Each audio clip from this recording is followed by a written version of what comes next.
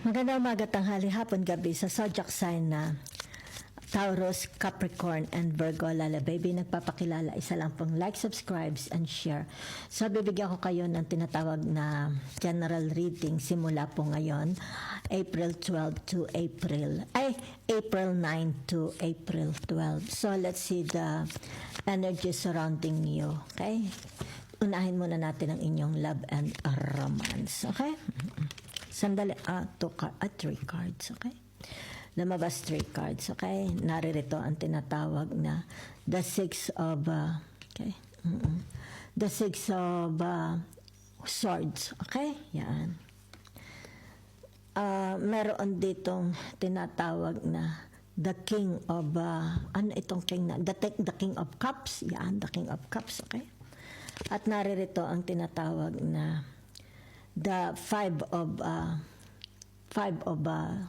Pentacles. Okay? Yan.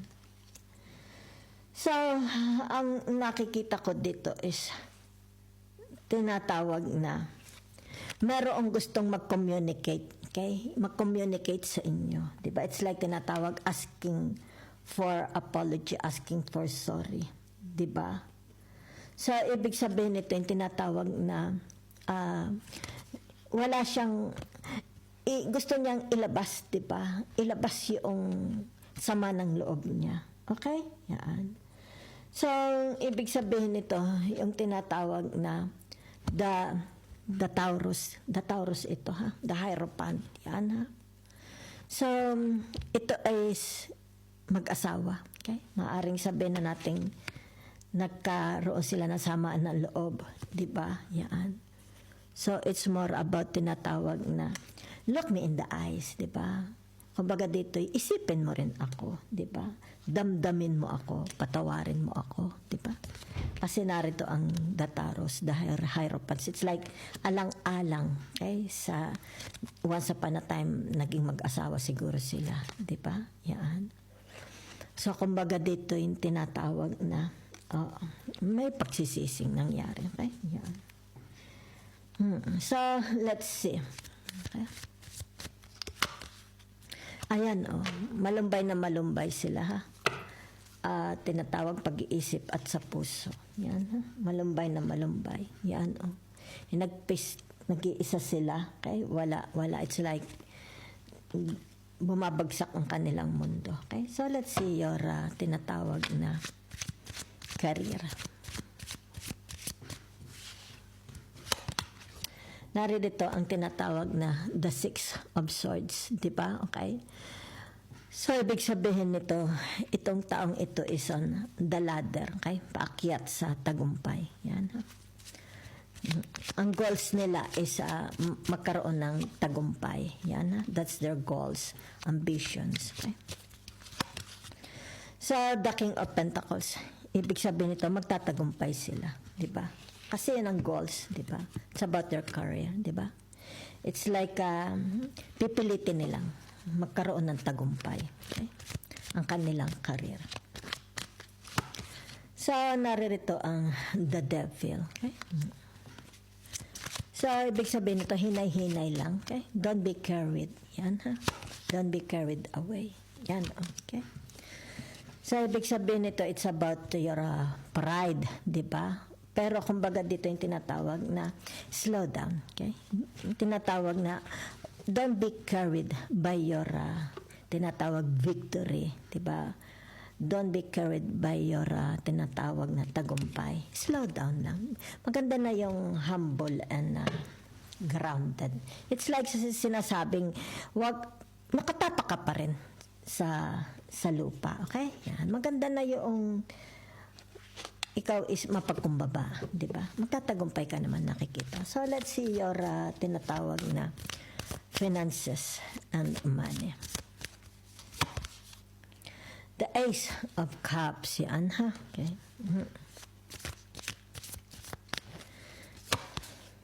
Yan, Ito yung tinatawag na the Fool, di ba? So, it's about your guts, di ba? Instinct, yan, ha?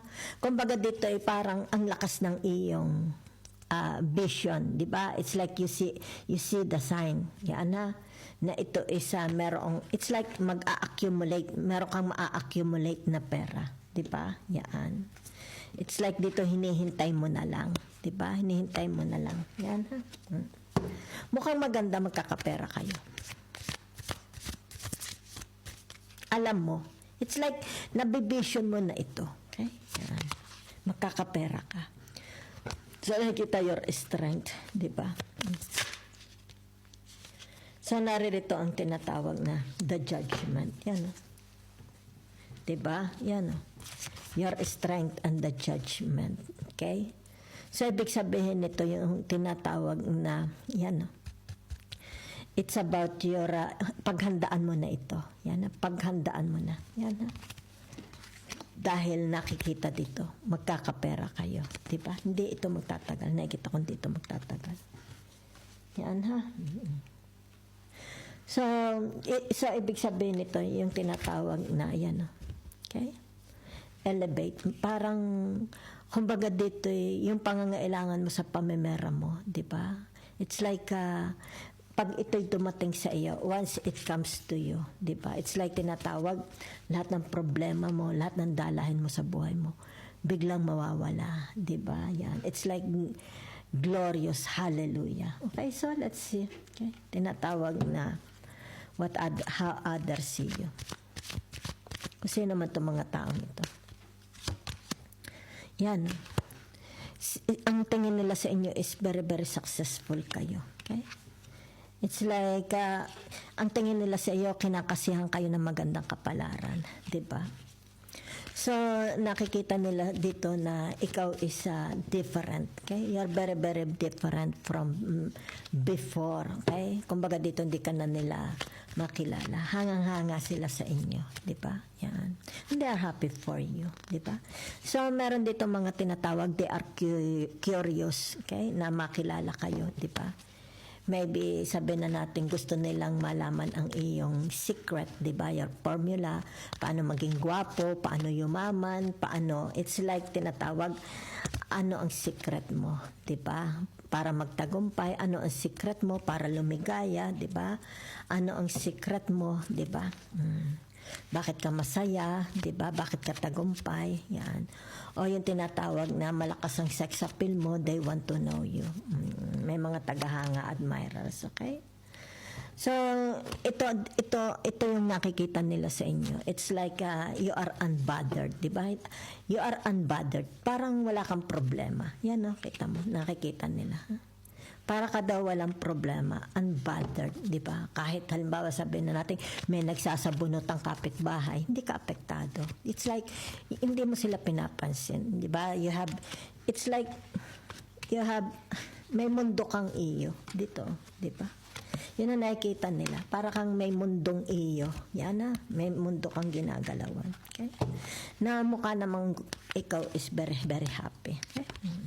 So, ibig sabihin nito yung tinatawag na napakaganda ng aura ninyo. Yun ang sabi nila, napakaganda ng aura ninyo. Very, very attractive kayo. Yan ha. So, nakikita din nila dito yung tinatawag the purity of your souls. Diba? Yan. Very successful daw kayo. Maraming nangangarap maging asawa kayo. Gusto nila kayong maging asawa. Yan oh. Jackpot sila. Diba? It's like tinatawag jackpot sila pag ikaw ang nag-iasawa nila. The advice from the universe. So, lumabas dito ang tinatawag na the Mars and the Aries. Okay? Yan. So, ibig sabihin nito yung tinatawag the Mars, time to let go. Okay? Yan. Time to let go. Time to. So, ibig sabihin nito yung tinatawag, be very, very, very careful. There is a liar. Okay? Yan. Merong sneaky person. Yan. Kaya dito, ha? So, ibig sabihin ito, know your worth dito, ha? Kaya magandang kombinasyon itong the Mars and the Aries. Know your worth, di ba? Yan. So, meron ditong tinatawag divorce, okay? There's a relationship na magbe-break up, okay? So, ibig sabihin ito, set healthy boundaries. Yan, ha? Okay, thank you very much po.